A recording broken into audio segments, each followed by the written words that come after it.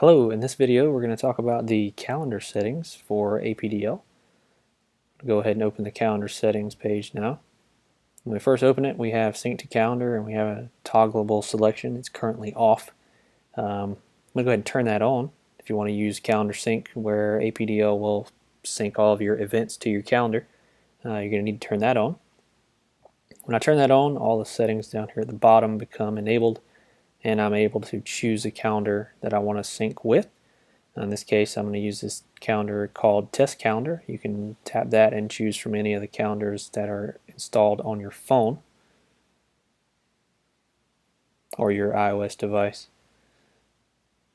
Down here in this lower section, we have which types of entries we want to include, whether we want to include on our calendar flight segments, deadheads, and non-flying duty. You can deselect any of these, or you can keep all of them however you like.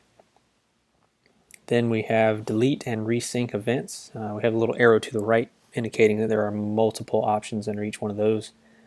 Let's talk about resync events first of all. Events are synced to your calendar when they are saved or when they are created. Since when they are created, they are saved. If for some reason you have some events that aren't showing up on your calendar for some reason, or you made a lot of changes, or say you have an app update, or say you change the calendar or something like that, you can choose to resync all your events from any of these time frames here. You can resync all future events, or in the past 30, 60, or 90 days, or all events. Then for the delete events, we have the same type of options. You can delete everything in the past or in the future, or just everything. So a good example is if you were to delete all your events and then you wanted to resync them. Let's say you want to delete all the events in the past, or delete everything and only resync the events in the future.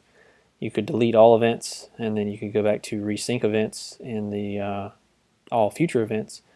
That way you wouldn't have to go through every single flight and open it, save it, open it, save it, open it, save for each flight just to get them back on your calendar. So I'm going to go back out to create a flight really quick. Let's go with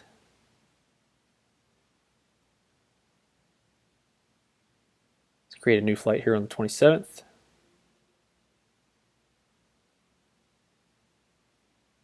Call this test. I'm going to just leave the duty periods as they are. Create a flight 1, 2, 3, 4. I call this from Bradley to Buffalo. I'll go ahead and choose an aircraft.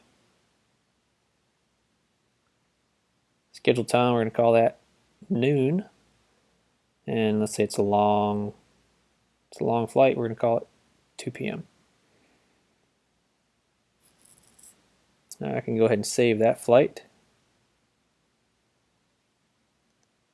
I'm going to exit back out to the calendar view here.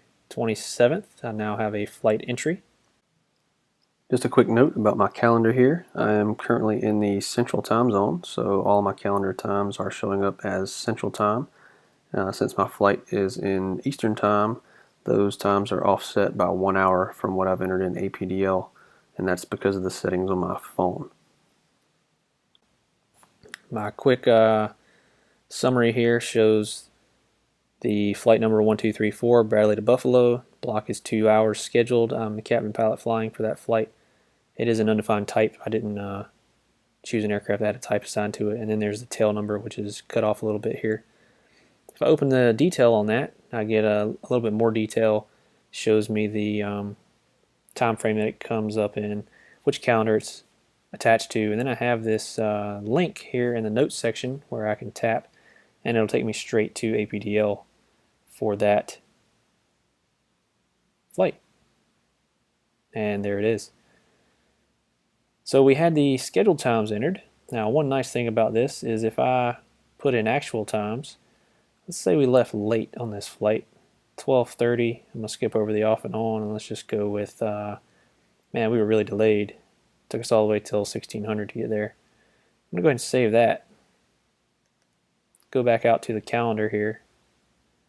And we're going to notice that our flight times have now changed to reflect the actual times instead of the scheduled times. One of the uses of this is you can, if you have multiple flights on this day, one of the things I personally use that for is I have a shared calendar with some family members.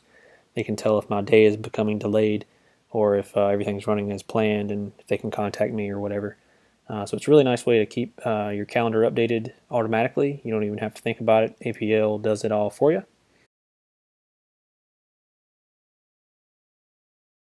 And your calendar stays updated. And that's all the settings for the calendar operation in APDL.